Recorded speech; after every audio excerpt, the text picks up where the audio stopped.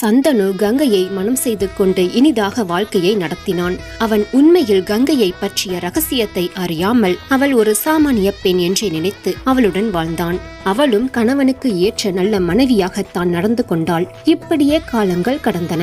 அவ்விருவரது இல்லத்தினரின் பயனாக கங்கைக்கு ஒரு அழகான ஆண் குழந்தை பிறந்தது. அக்குழந்தை பிறந்த மாத்திரத்தில் ஹஸ்தினாபுரமே விழாக்கோலம் பூண்டது. அனைத்து கோவில்களிலும் அன்னதானங்கள் நடந்தன. சந்தனு மிகவும் மகிழ்ந்தான். அதனால் அரண்மனையிலேயே குதூகலத்துடன் காணப்பட்டான். ஆனால் உண்மையில் சந்தனுவின் அந்த மகிழ்ச்சி கன நேரம் கூட நீடிக்கவில்லை. கங்கை தனக்கு பிறந்த குழந்தையை அரண்மனையில் உள்ள தாதியர்கள் உட்பட அனைவரும் பார்க்க தூக்கி சென்றாள். அப்படி தூக்கி சென்றவள் அந்த பச்சிளம் குழந்தையை கங்கா நதியில் தூக்கி வீசி கொன்றாள். அதனை கேள்விப்பட்டு சந்தனு துடித்து போனான். கோபத்தில் அப்போது அவனது கண்கள் சிவந்தன.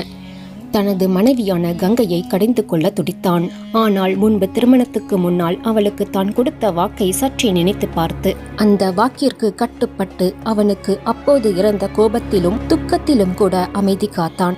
இப்படி சோகத்தில் இருந்த சந்தனுவுக்கு சில மாதங்களில் மீண்டும் கங்கை தாய்மை அடைந்துவிட்டாள் என்ற நற்செய்தி வந்து சேர்ந்தது.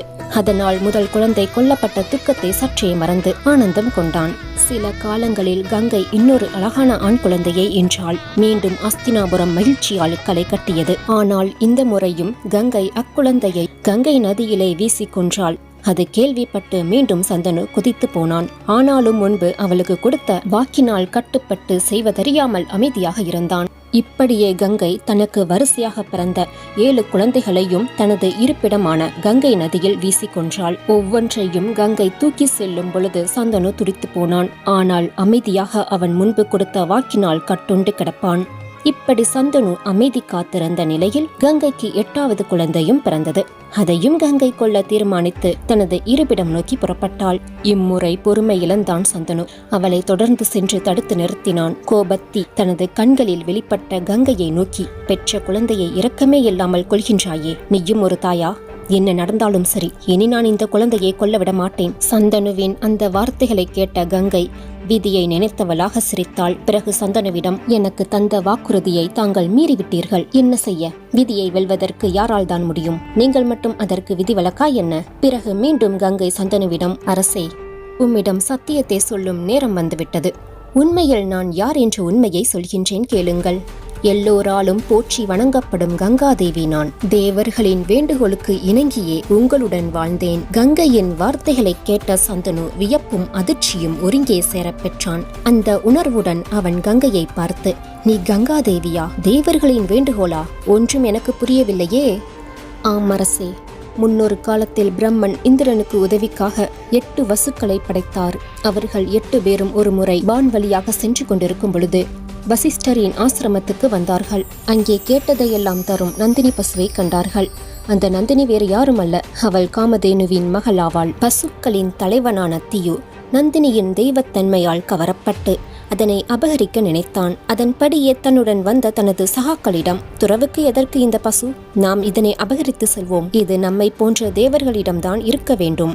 அதுவே முறை. அது கேட்டு அவனுடன் இருந்த மற்றவர்களும் தங்கள் தலைவனான தியுவின் எண்ணத்தை ஆமோதித்தார்கள். அந்த திட்டத்தை உடனே செயல்படுத்தி மீண்டும் நந்தினியை தேவலோகத்துக்கு இழுத்து வந்தார்கள். ஆசிரமம் திரும்பிய வசிஷ்ட முனிவர் தனது ஞானக்கண் கொண்டு நடந்ததை அறிந்தார். அக்கணமே தனது நந்தினி பசுவை திருடிய வசுக்களை சபிக்க தொடங்கினார். அப்போது வசுக்கள் இருக்கும் திசையை நோக்கி அவர், வசுக்களை, நான் உங்கள் என்மருக்கும் சாபம் தருகின்றேன். நீங்கள் பூ உலகத்தில் மனிதர்களாக பிறக்க கடவீர்கள். வசிஷ்டர் தங்களுக்கு சாபம் கொடுத்ததை அறிந்த அந்த 8 வசுக்களும் கலங்கி தவித்தார்கள். அக்கணமே தங்கள் தவறை உணர்ந்தவர்களாக வசிஷ்டரின் ஆசிரமத்துக்கு விரைந்தார்கள். அவரை கண்ட மாத்திரத்தில் அவரது பாதங்களில் விழுந்தார்கள். கதறி அழுதார்கள். அப்போது வசிஷ்டரிடம் அவர்கள், ஐயனே, ரிஷிகளில் சிறந்தவரே, சத்தியத்தின் சுரூபமே, அறியாமல் நாங்கள் பிழை செய்துவிட்டோம். தந்தையை போன்றவரே, எங்களை மன்னித்து சாபத்தை நீக்கி அருளக்கூடாதா? சிறியவர்கள் தவறு செய்தால் உம்மை போன்ற பெரியவர்கள் அதனை பொறுத்து கொள்ளுதல் இயல்புதானே. அப்படி இருக்க தாங்கள் எங்களை போன்ற சிறுவர்களை சபிப்பது தகுமோ? எங்கள் மீது இரக்கம் கொள்ளுங்கள் ஐயனே. கண் கலங்க வேண்டினார்கள். கண்ணீரால் அப்பெரும் முனிவர்களின் பாதத்தை கழுவினார்கள். அக்கணம் வசிஷ்டரின் உள்ளம் மனம் உருகியது.